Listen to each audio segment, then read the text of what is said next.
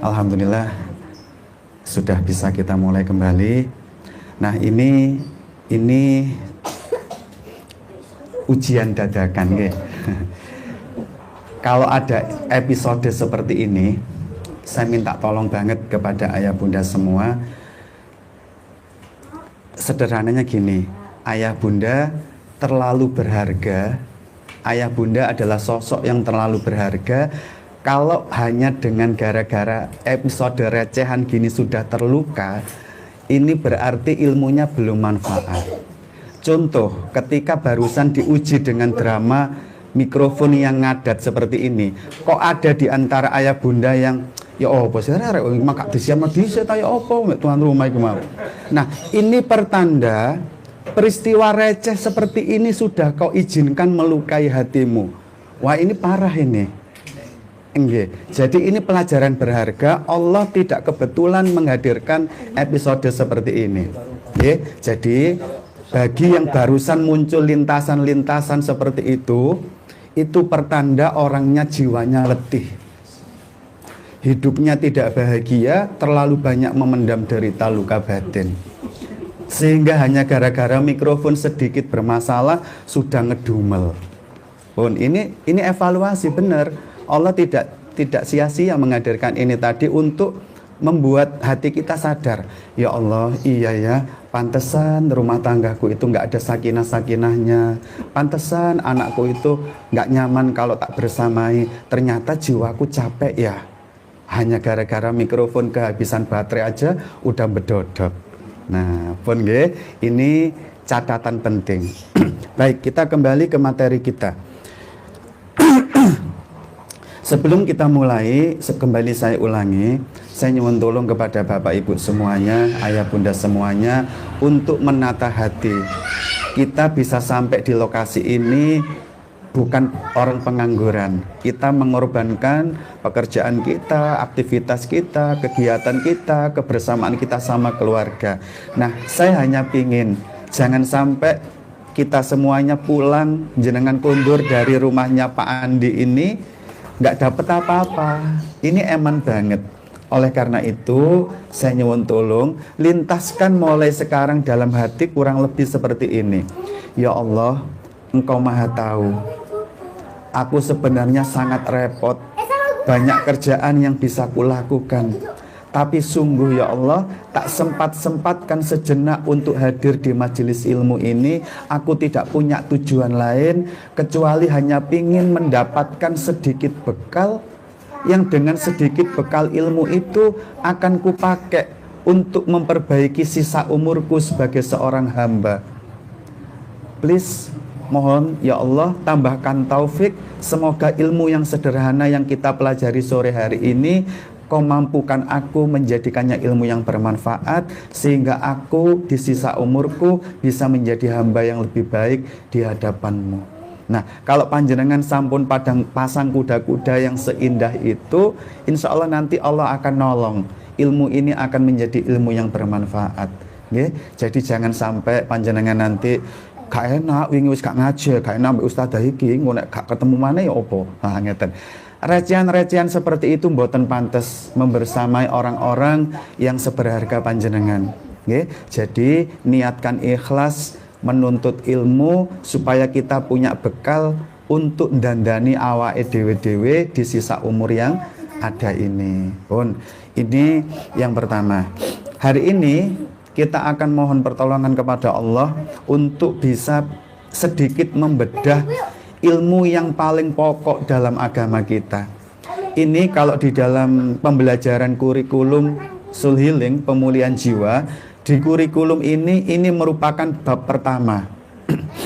Siapapun di antara Bapak Ibu termasuk saya, nanti kalau tidak bisa lulus di dalam bab pertama ini, hampir semua permasalahan yang terjadi dalam kehidupan kita itu pasti disebabkan karena kita belum lulus di bab ini.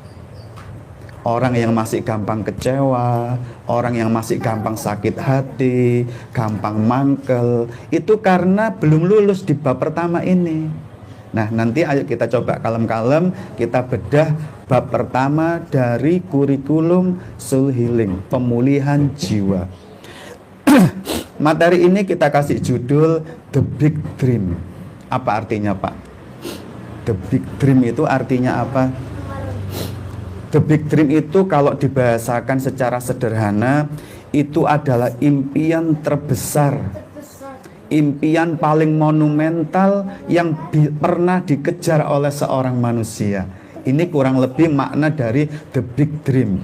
Impian terbesar, impian paling monumental yang pernah dilelah letihkan, dikejar, diperjuangkan oleh seorang manusia. Nah, kenapa dikatakan monumental? Nanti panjenengan setelah paham ilmu ini, siapapun orangnya, termasuk ayah bunda semua, kalau sepulang dari sini mengikhlaskan dirinya, dibersamai ilmu ini, hidup jenengan akan dipenuhi keadaan yang sangat memberikan kesan indah banget. Dikatakan The Big Dream, impian yang paling monumental, karena siapapun yang dibersamai impian ini, hidupnya sangat mengesankan.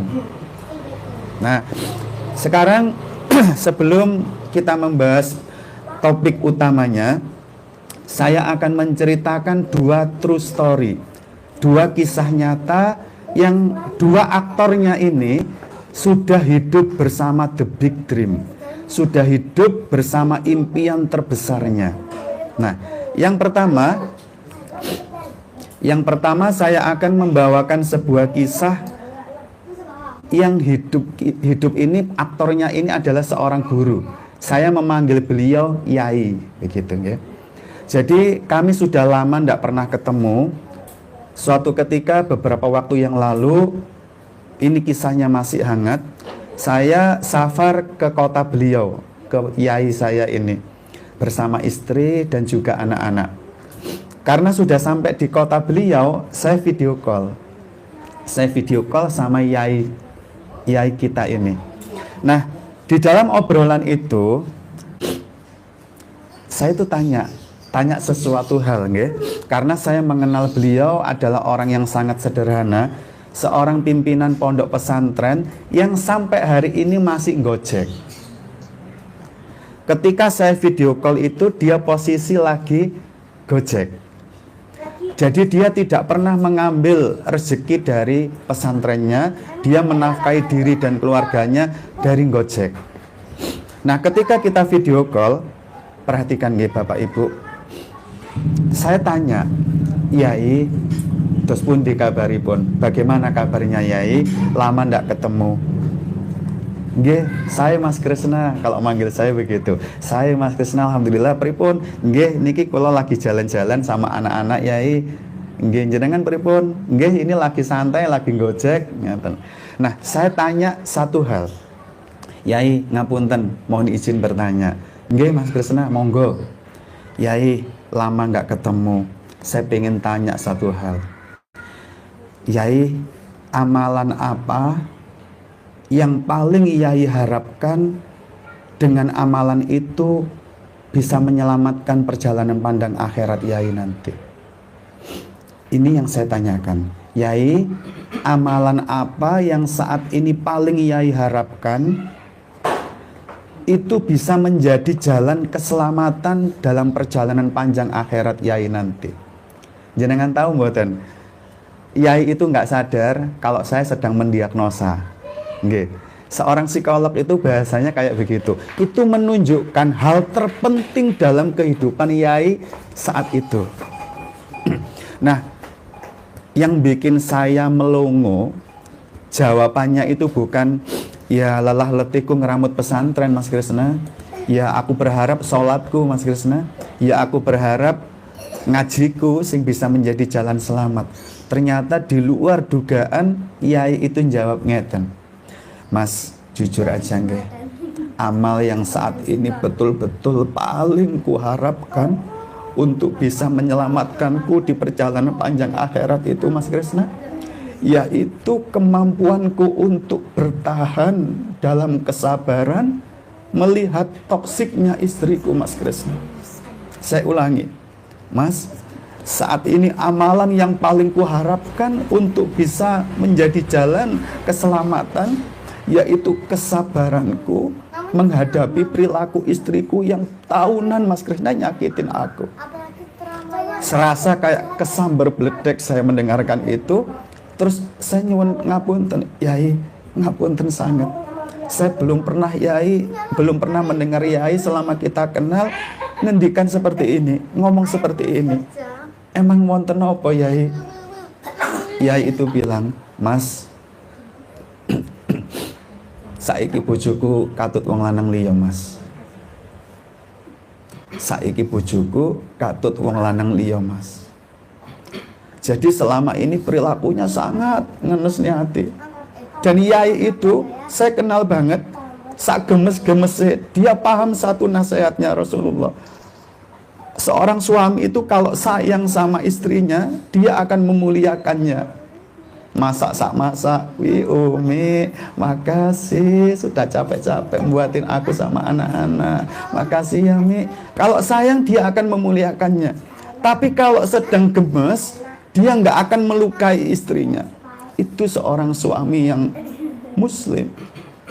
Nah, Yai ini demi ngamalkan itu ngempet loro hati karena istrinya toksik, istrinya selingkuh. Segemes-gemesnya dia nggak sampai melukai istrinya.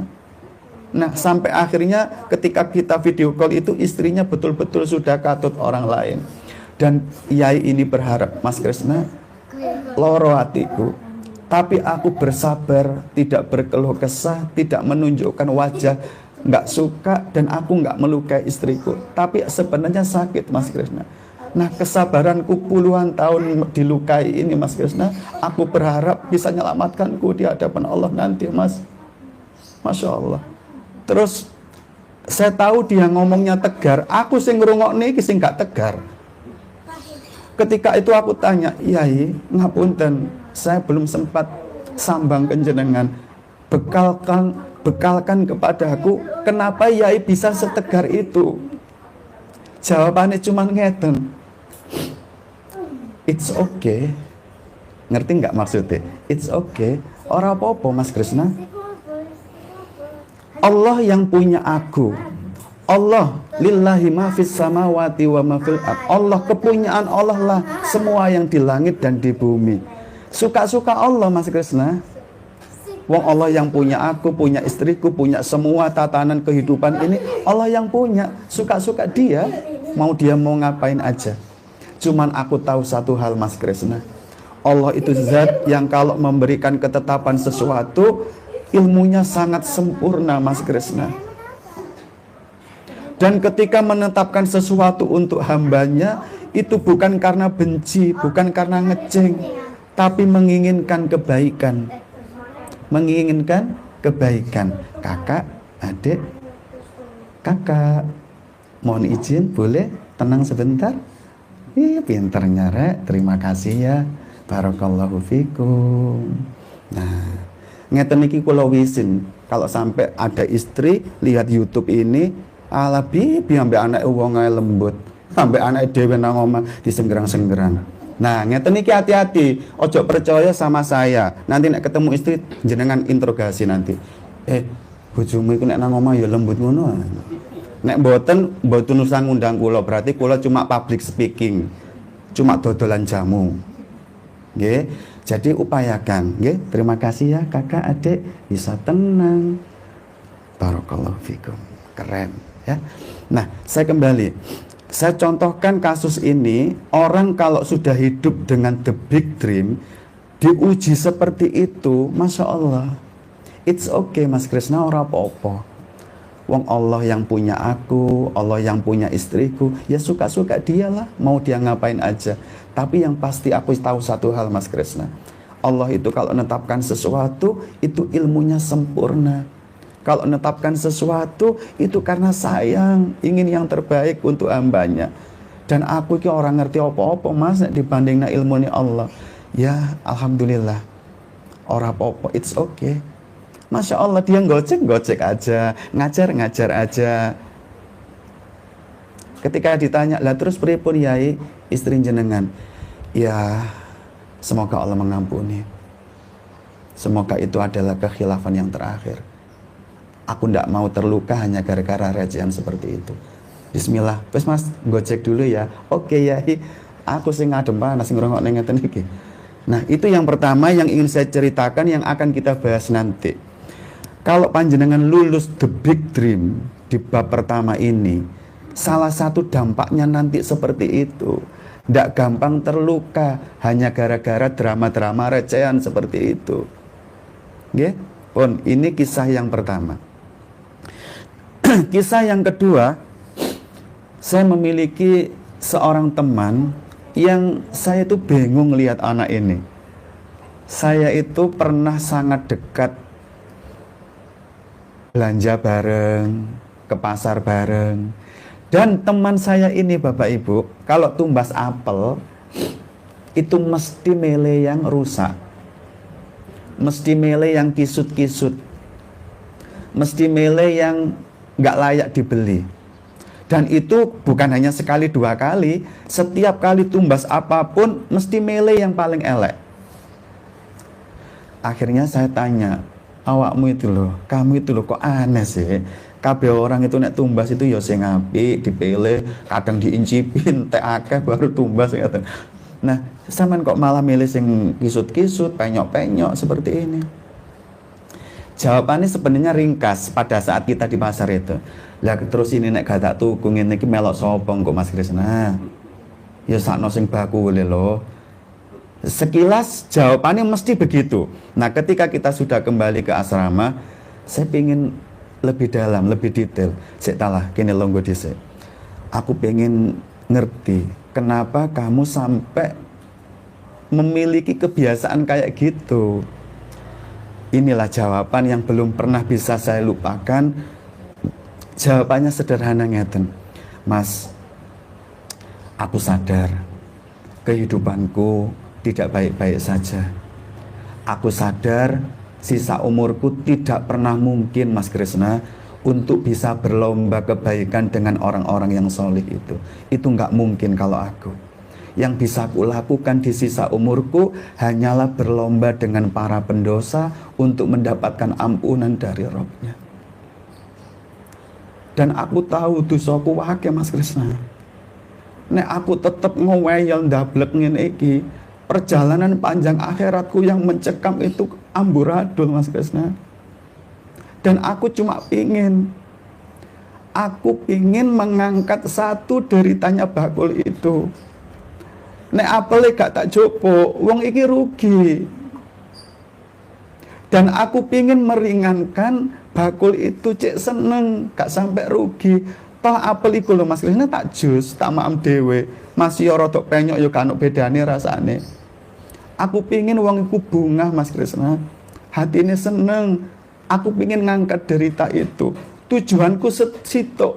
Tujuanku cuma satu. Rasulullah sudah janji melalui sabdanya, sapa ae wonge, barang siapa yang mengangkat satu aja derita kaum muslimin, maka Allah janji akan mengangkat derita dalam perjalanan panjang akhiratku nanti Mas Krisna. Coba bayangkan, orang yang punya the big dream, impian besar, ingin selamat nanti di akhirat, perilakunya saya tekankan di awal tadi, mengesankan dalam semua perkara. Mengesankan di luar nurul, kalau cari ini YouTube gitu nggih, di luar nurul perilakunya itu. Nah, nanti kita akan bahas lebih detail. Ini hanya salah satu episode yang ingin saya ungkapkan di awal. Kalau panjenengan nanti jujur ingin sisa umurnya betul-betul mengejar the big dream ini, Masya Allah, hampir semua tatanan kehidupan jenengan itu membaik, menginspirasi orang lain. Aneh, nggak umum perilaku jenengan sing kayak begini tadi itu. Pun itu sebagai gambaran awal untuk mengungkap orang-orang yang lulus di bab ini dan mengikhlaskan dirinya untuk hidup bersama impian besarnya, itu indah banget. Pun sekarang ayo kita mulai pembahasan kita.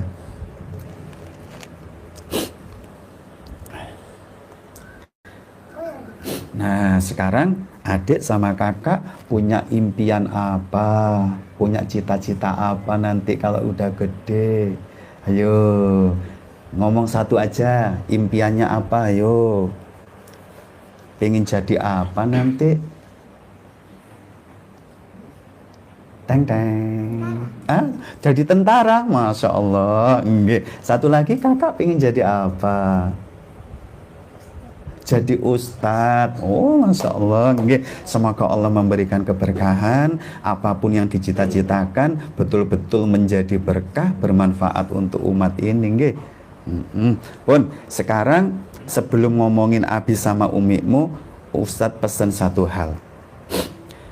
Cita-cita itu harus tinggi banget. Contoh, wow, kayak gorila. Memang asik ngomong sama anak-anak ini. Bebas gitu ya. Bapak wani ngomong ini gua yuk. Nggih, baik. Jadi gini nggih, nanti sampaikan kepada Abi dan Umi. Cita-cita itu Abi Umi kata Ustadz harus tinggi. Kalau cita-citanya itu pingin sampai di bulan, nanti umpama nggak nyampe bulan, jatuhnya tetap di keindahan bintang gemintang. Nah, nanti kalau cita-citanya hanya pingin nyampe bintang, umpama nggak nyampe, cita-citanya pasti meleset-melesetnya jatuh di awan-awan, tetap indah. Tapi kalau cita-citanya hanya sebatas pingin nyampe di awan, kira-kira kalau nggak nyampe jatuhnya di mana? Enggak, nyantol di pohon mangga. Kayak apa kalau nyantol di pohon mangga? Wah, kayak codot betul. Nah, ini kaidah guyonan tapi nyata. Siapapun yang dalam sisa hidupnya ini diikhlaskan hanya dengan impian-impian receh, ya udah nggak jadi apapun. Makanya agama ini yang akan kita bahas ini ingin agar ayah bunda ngajarkan ini pada dirinya dan juga anak-anak memiliki the big dream, impian yang besar, impian yang monumental. Nah, sekarang ayo kita lihat bagaimana agama ini Allah dan Rasulnya memberikan bimbingan bagaimana seorang mukmin mencanangkan cita-cita besarnya. Nggih. Catat baik-baik kalimat pembuka ini. Ingat wahai ayah, wahai bunda, waktu kita sudah tidak banyak lagi. Waktu kita sudah tidak banyak lagi. Tidak ada lagi waktu untuk terus bermain-main dengan impian yang receh. Tidak ada lagi waktu untuk terus bermain-main hanya dengan impian yang receh. Sampai kapan jenengan saya terus lalai? Hari-harinya hanya berkutat dengan recehan itu sampai kapan? Nah, nanti panjenengan lihat ada di dalam Al-Quran Allah menjewer kita. Ada di dalam Al-Quran surat Al-Hadid. Ada di dalam Al-Quran surat Al-Hadid, yaitu surat yang ke-57 di ayat yang ke-16. Di sana Allah menjewer kita.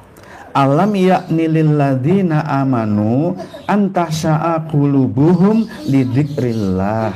Nah, coba perhatikan. Kalau diterjemahkan secara bebas, Allah menjewer kita seperti ini.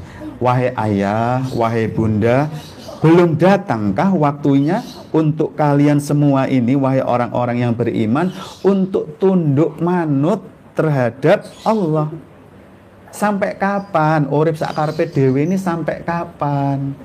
Belum datangkah waktunya untuk kita semua ini loh, untuk menjadi orang sing manut, tunduk, ngikut apa yang Allah inginkan? Sampai kapan? Terus lalai itu sampai kapan? Nah, ini jeweran awal. Waktunya udah nggak banyak loh nggih. Usia kita ke depan tidak akan sepanjang apa yang sudah kita lewati. Nggak akan.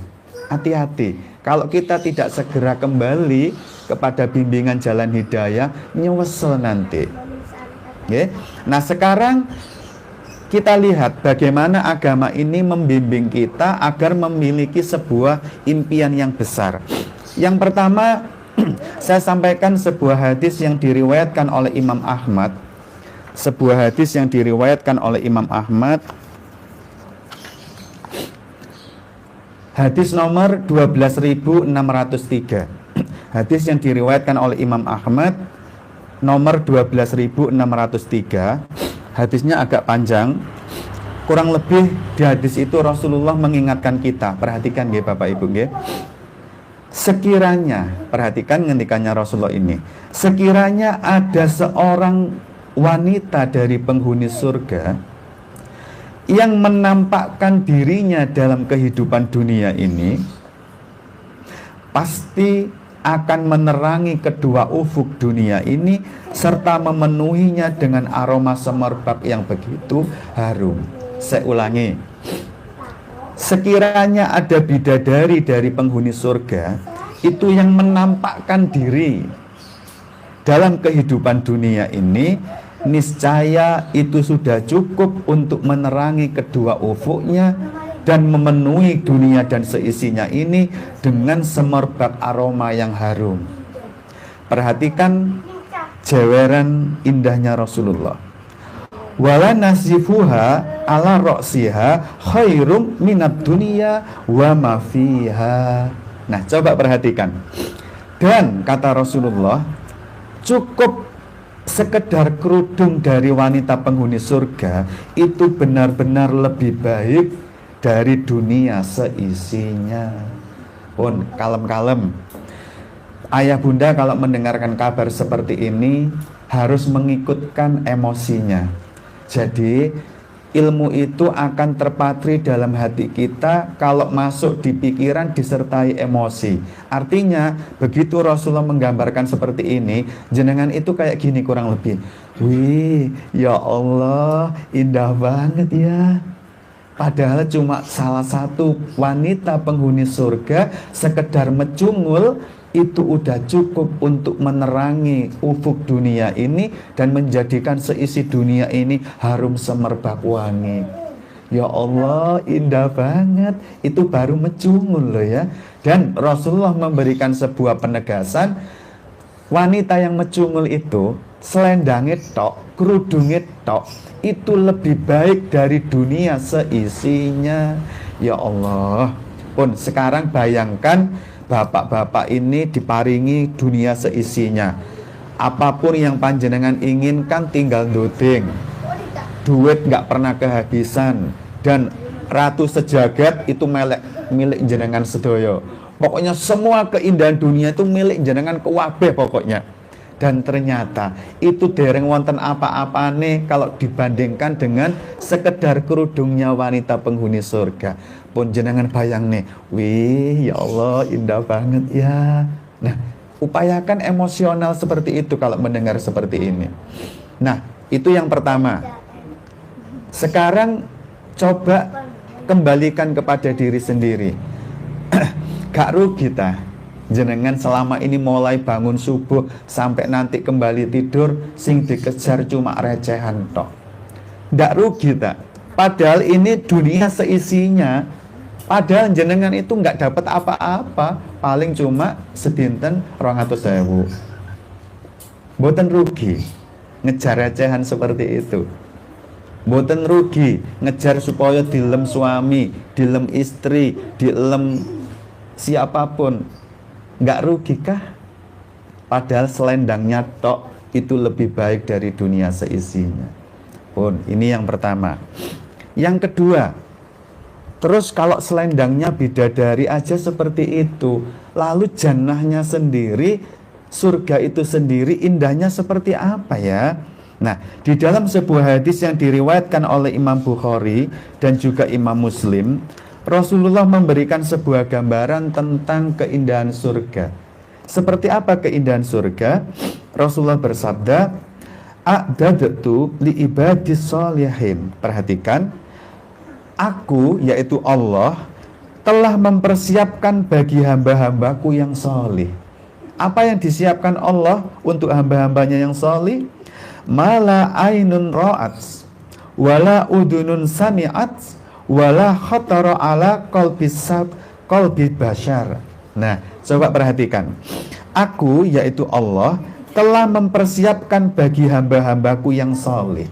Apa yang disiapkan Allah? Yaitu jannah, yaitu surga yang keindahannya belum pernah terlihat oleh mata, belum pernah terdengar oleh dongeng-dongeng, cerita-cerita, terdengar oleh telinga kita, dan belum pernah sama sekali terlintas di dalam hati kalian semua.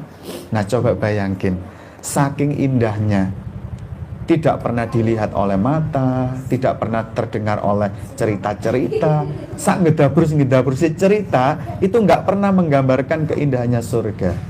Dan jenengan sekarang kalau seumpama mencoba memaksakan diri, paling surga itu nanti orangnya kayak gini ya, wanitanya ya, nanti istanaku kayak gini, mesti salah, mesti salah.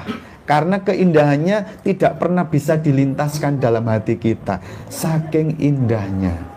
Nah pun sekarang dievaluasi lagi, mboten nyesel ta? Mulai esok sampai sore ngeten ngejar recehan, nggak nyesel ta? Dilalaikan oleh sesuatu yang utama seperti ini. Nah, ternyata nggak cukup di situ. Inilah the big dream kita yang sesungguhnya.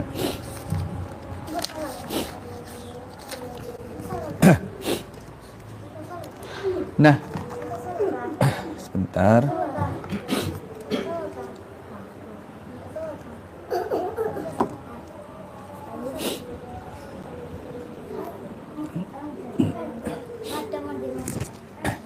Nah, kemudian ada di dalam sebuah hadis yang diriwayatkan oleh Imam Ahmad. Hadisnya nomor 18.941. Hadis yang diriwayatkan oleh Imam Ahmad, hadis nomor 18.941. Di sana Rasulullah menceritakan sangat panjang. Saya bacakan ya. Rasulullah mengkabarkan seperti ini. Apabila penduduk surga telah memasuki tempatnya di surga, dan apabila penduduk neraka telah menempati tempat mereka di neraka, maka saat itu datanglah seseorang memberikan sebuah seruan. Apa seruannya? Wahai penduduk surga. Kita berharap kita semua yang diseru itu nanti nggih. Wahai penduduk surga, sungguh Allah ada sebuah janji untuk kalian yang saat ini Allah ingin menunaikannya. Wahai penduduk surga, Allah ada sebuah janji yang sekarang ingin Allah tunaikan kepada kalian semuanya. Mendengar seruan seperti itu, para penduduk surga itu gumun. Gumunnya seperti apa? Penduduk surga itu ngomong seperti ini. Hah? Apalagi itu? Gitu loh. Hah? Apalagi itu? Bukankah Allah telah memberatkan timbangan-timbangan kami? Bukankah Allah sudah menjadikan wajah-wajah kami indah berseri? Bukankah Allah telah memasukkan kami kepada kenikmatan surga? Dan bukankah Allah telah menyelamatkan kami dari neraka? Apalagi yang Allah janjikan? Apakah ada yang lebih indah dari ini? Kami udah seneng ini. Nah, saking gumunnya seperti itu, akhirnya muncullah sebuah ungkapan yang sangat indah. Qala fayu safulahum al-hijab. Allah saat itu, perhatikan, menyingkap hijabnya, membuka tabir yang menutupinya. Fayang duru ilaih, sehingga para penghuni surga bisa melihat keindahan wajah Allah. Qala fawallaha ma'a'tahum syai'a ahabba ilaihim min nadarin ilaih wala aqarra bi a'yunihim. Nah, coba perhatikan. Begitu Allah menyingkap tabir atau hijab yang menutupi keindahan wajahnya, setelah itu para penghuni surga bisa melihat dengan jelas keindahan wajah Allah. Dan saat itu Allah memberikan sebuah kabar, demi Allah, tidak ada sesuatu pun yang Allah berikan kepada para penghuni surga yang para penghuni surga itu lebih menyukainya dan paling menyejukkan pandangan, kecuali ketika mereka bisa melihat keindahan wajah Allah. Nah, perhatikan, surga yang keindahannya nggak bisa kita bayangkan tadi, ternyata ada yang lebih monumental lagi. Keindahan ternikmat yang ada di dalam surga, yaitu ketika nanti kita diberi kesempatan melihat keindahan wajah Allah. saat itulah kalau umpama kita sekarang bisa ngomong itu, wow, keren. Itu adalah the big dream kita. Yang harusnya sisa umur kita itu, lelah letih kita itu ditumpahkan untuk mengejar satu impian itu. Karena dikatakan the big dream, dikatakan itu karena gak no tunggale sing iso ngalahne. Kalau sampai sisa umur kita digunakan untuk mengejar selain itu, mesti nyesel nanti. Nah, pun itu kita harus evaluasi dalam diri kita. Sudahkah kita menjadikan impian besar ini menjadi cita-cita, obsesi kita yang terbesar di sisa umur kita? Masih ingat Yai tadi? Dia nggak menganggap diselingkuhi istrinya itu sesuatu yang besar. Dia lebih bisa bersabar karena apa? Dia ingin sabarnya itu membawanya kepada keridhaan Allah. Dia ingin selamat. Dia ingin ketemu sama Allah. Sehingga recehan itu tidak diizinkan melukai hatinya. Dan teman saya rela makan apel yang rodok penyok, rodok keriput, bukan karena apapun. Dia kepingin mengangkat derita sing dodol bakule, hanya kepingin perjalanan panjang nanti dia selamat, diangkat derita perjalanan panjangnya itu, sehingga akhirnya dia bisa ketemu sama Allah. Perhatikan, orang-orang yang memiliki the big dream itu, Masya Allah, hari-harinya monumental banget. Nah, pun sekarang karena tadi diparingi pesan jam 5.10 atau 5.15 sampun mantun. Sebenarnya ini sangat panjang ya perjalanannya. Cuma mohon pesan ini ajalah saya lampati ya. Coba dilihat nanti, kalau kita sudah sadar, aku ndak pingin ya Allah sisa umurku mengejar recehan lagi. Aku pingin mulai sore ini kutata hidupku kalem-kalem untuk mengejar impianku. Aku pingin banget ya Rob, sisa umurku betul-betul lelah letihku tertumpah untuk mengejar satu impian ini. Aku pingin banget suatu saat nanti ketika malaikat maut menjemputku, aku kembali kepadamu dalam keadaan engkau sudah ridho dengan aku, engkau sudah sayang, engkau sudah ampuni aku ya Allah, sehingga nanti engkau mengizinkanku masuk melangkah ke Jannatul Firdaus.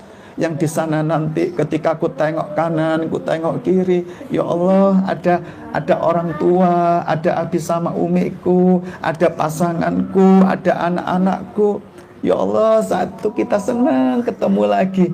Dan saat itulah kita menantikan detik-detik yang mendebarkan ketika kita kumpul bareng melihat detik-detik itu, yaitu ketika engkau menyingkap tabirmu sehingga kita melihat keindahan wajahmu.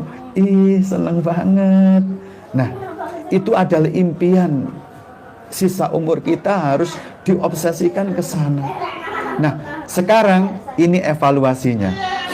Kalau panjenengan semuanya jujur, betul-betul menjadikan ini impian terbesar jenengan, pasti ada konsekuensinya. Cirinya kalau jenengan jujur dengan impian itu, Allah munculkan syaratnya ada. Ada di dalam Al-Quran surat Al-Kahfi.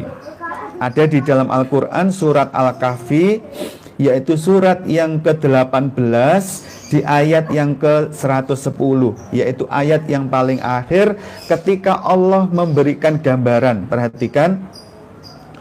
Faman kana yarju liqa'a rabbih falya'mal amalan shalihan wa la yusrik bi ibadati rabbih ahada. Nah, coba perhatikan kalem-kalem, dicerna, nanti mulai belajar dipraktekkan. Allah berpesan, sapa wae wonge, barang siapa di antara ayah bunda yang hadir di kajian sore hari ini betul-betul jujur mengharapkan, kepingin ketemu sama Robnya, ketemu sama Allah, maka perhatikan syaratnya ada dua. Satu, dadiyo uwong sing seneng melakukan amal soleh. Jadilah orang sing seneng melakukan amal kebaikan. Tapi ingat, ada syaratnya. Apa? Jangan pernah ayah bunda mempersekutukan Allah berbuat syirik kepada Allah melalui amal kebaikan yang kau sedang lakukan tadi. Itu syaratnya. Contoh nggih. Sebentar. Supaya nggak gagal paham, saya bacakan tafsirnya. Ada di dalam sebuah tafsir, yaitu tafsir As-Sa'di, ketika guru kita memberikan penjelasan. Sungguh keberadaan iman itu menjadi syarat sah dan diterimanya amal kebaikan. Bahkan tidak bisa disebut sebagai amal yang soleh kecuali disertai dengan keimanan. Ini dicermati baik-baik supaya nanti kita bisa ketemu sama Allah. Maka kebaikan yang kita lakukan itu harus dilihat Allah sebagai kebaikan. Lah, itu dicatat Allah sebagai kebaikan kalau dimotivasi, didasari oleh keimanan. Nah, yang kedua ada di dalam tafsir At-Taisir, dijelaskan di sana. Jika seseorang jujur ingin nantinya kembali melihat wajah Allah, maka seseorang jangan sampai berbuat riya. Hendaklah seseorang waspada dalam kebaikan yang dilakukannya, harus betul-betul ikhlas menginginkan ketemu dengan wajah Allah.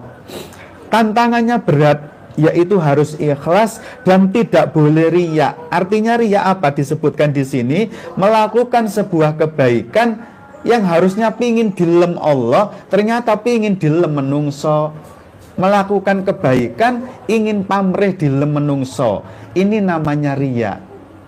Nah, orang yang melakukan riya seperti ini itu dicap orang baik oleh teman-teman, tapi tidak dicap baik oleh Allah.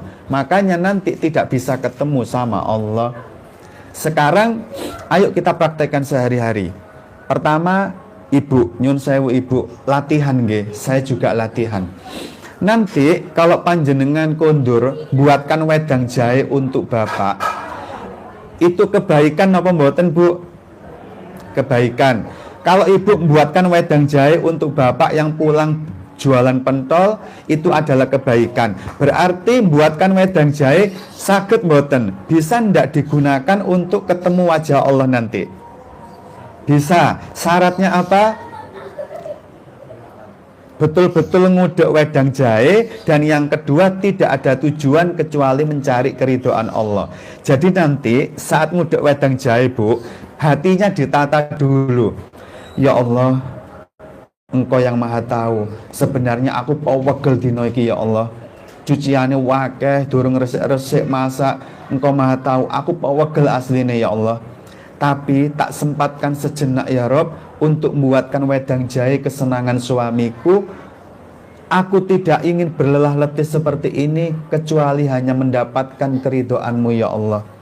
Agar Engkau bangga, ridho dengan apa yang sudah ku lelah letihkan ini. Bismillah. Nah, diaduk nguduk wedang jahe yang dicari wajahnya Allah. Tapi perhatikan, ini yang dimaksud perbuatan syirik. Tapi syirik yang tidak membatalkan keimanan, syirik kecil yang membuat amalan kebaikan tertolak, tidak diterima Allah. Ibu membuatkan wedang jahe, terus seknak Umi, iku lho, sebentar nanti nek gak digakno wedang jahe bapakmu moring-moring kok. Nah, coba perhatikan. Wedang jahe yang harusnya ibu aduk untuk mencari sesuatu, the big dream, yaitu keridhaan Allah, kau tukar dengan recehan supaya bojone gak muring-muring. Nah, ini yang dimaksud berbuat syirik tadi, riya tadi itu. Berbuat kebaikan cekne dilem bojone, ampun dadal dual pun. Ini yang saya maksud, lelah letih mulai subuh sampai nanti malam hanya ngejar recehan terus. Nah, hati-hati. Bapak juga demikian. Mau berangkat jualan pentol, saya mau ke klinik, ditata dulu hatinya. Ya Allah, sebenarnya Engkau tahu aku capek ya Allah, tiap hari putar-putar dodolan pentol seperti ini. Seandainya saja Engkau tidak memberikan kabar bahwa sesuap nasi yang kusuapkan untuk istriku itu jauh lebih utama ketimbang yang kuberikan untuk anak yatim, fakir, miskin. Itu lebih utama untuk istri dan anak-anakku. Ya Allah, demi itu aku dengan sebuah kesenangan. Ya Allah, semua ini aku ingin supaya ketemu dengan Engkau nanti ya Rob. Nah, perhatikan, kalau nanti sampai panjenengan bapak-bapak jualan, terus ternyata niatnya ya opera iki wis beras kan duit kanggo nempur kok mulai enggak dodolan wong wedok iki ngomel ae. Nah, receh lagi. Hati-hati.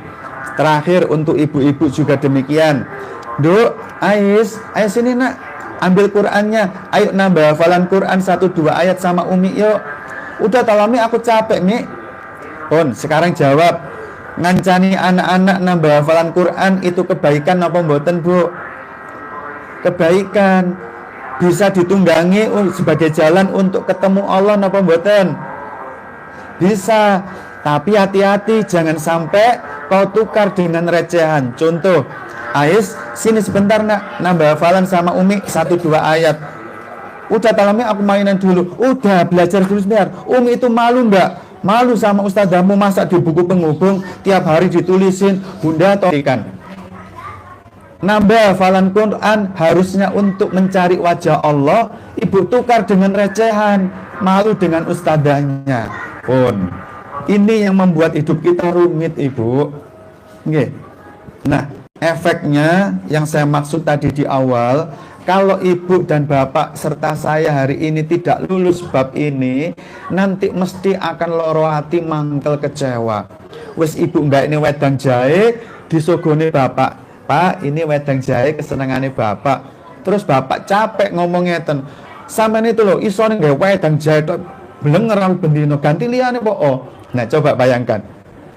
Ibu tadi buat wedang jahe, meskipun dicela suami, emang gue pikirin. Orang yang ikhlas mencari wajah Allah itu tidak terbang gara-gara dipuji, tidak tumbang dan nyungsep hanya gara-gara dicela. Karena nggak ngaruh belas recehan seperti itu. Yang dia takutkan adalah kemurkaan Allah, yang dia rindukan keridhaan Allah. Apapun komentar pasangan, komentar orang lain, satu tok emang gue pikirin. Sisa hidup gue nggak mau dengan recehan seperti itu, capek. Nah, seperti itu. Okay? Jadi ini obrolan ringan kita sore hari ini. Sebenarnya masih panjang. Ini ada beberapa langkah yang dibimbingkan oleh para ulama kita agar kita betul-betul istiqomah menapaki impian besar kita. Gitu nggih. Jadi nyuwun tolong mulai sekarang apapun itu tujuannya cuma satu. Tanyakan dalam hati, niatmu apa? Mau masak, niatmu apa? Bapak-bapak mau keluar cari nafkah, niatmu apa? Bapak mau datang ngaji, niatmu apa? Kalau belum sudah ketemu recehan, ditata dulu hatinya. Eman-eman, saestu eman-eman. Nggih, ayo meskipun umur kita mungkin nggak sepanjang apa yang sudah kita lalui, dan bisa jadi ini adalah lembaran terakhir sejarah kehidupan kita, pastikan lembar terakhir ini berisi the big dream. Okay? Sehingga nanti Masya Allah hidup itu penuh kesan, berkesan banget orang-orang yang cita-citanya besar seperti itu.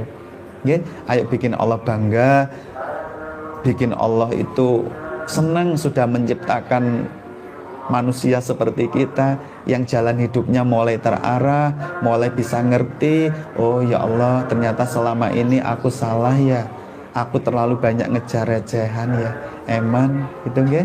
Ayo ditoto kalem-kalem. Nanti bapak juga demikian, ngancani anak-anak belajar, sabar sama istri. Udah, bukan demi istri Pak, udah demi kita sendiri agar bisa pulang undur dengan selamat kembali kepada Allah nanti. Mungkin ini yang bisa kita sampaikan. Kita berharap Allah memberikan tambahan taufik sehingga pembahasan The Big Dream yang sederhana ini bisa menjadi titik balik kita, agar sisa umur kita lakoni di atas bimbingan jalan hidayah. Dan satu hal, catat baik-baik, orang yang jujur betul-betul mengejar The Big Dream, yaitu ingin pulang kembali dengan selamat dan ketemu Allah dalam keadaan Allah ridho, cirinya cuma satu, yang paling kewentel. Dia nggak mau lagi dibersamai recehan. Itu tanda utama. Kalau sampai jenengan nanti kejebak recehan, itu tanda jenengan nggak jujur dengan impian jenengan.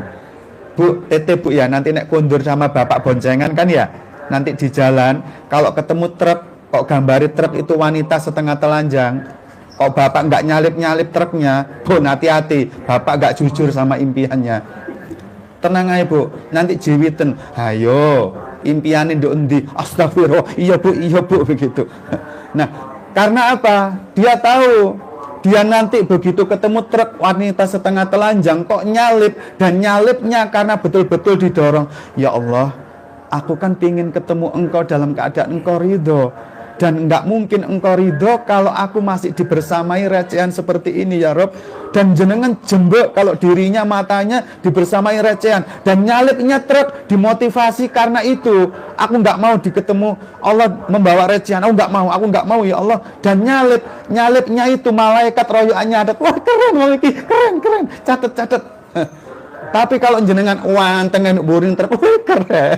Ya malaikat sing kiwa sing nulis, oh gombal, gak jujur wong iki. Oh gombal, mosok iya recehan ngene ketemu sama Allah yang Maha Indah. Mengger nyungsep jenengan nanti. Nggih, termasuk nanti ketika sampai rumah marah-marah ke anak. Mas, Umi itu ditinggal ngaji bentar aja, kamu itu mainan gak dirapikan, gelewedakan. Nah, sekarang udah nggak mau dibersamai recehan kayak gitu tuh. Itu recehan itu, nggak pantas. Kalau memang jujur ingin ketemu Allah yang Maha Indah, yang kemuliaannya sangat tinggi, pantaskan diri sebagai orang yang berharga. Sing nggak pantas dibersamai gampang muring-muring, gampang mencela. Itu. Nah coba itu evaluasi oleh nanti mau pulang. Kalau bapak ibu jujur ingin ketemu Allah dalam keadaan Allah ridho, ciri utamanya bapak ibu nggak mau lagi dibersamai recehan. Karena itu hanya akan nyerimpeti jalan, nggak bakalan ketemu sama Allah. Allah Maha Indah, nggak mungkin ketemu sampah. Pun demikian kita tutup dengan doa kafaratul majelis. Subhanakallahumma wa bihamdika asyhadu an la ilaha illa anta astaghfiruka wa atubu ilaik. Assalamualaikum warahmatullahi wabarakatuh.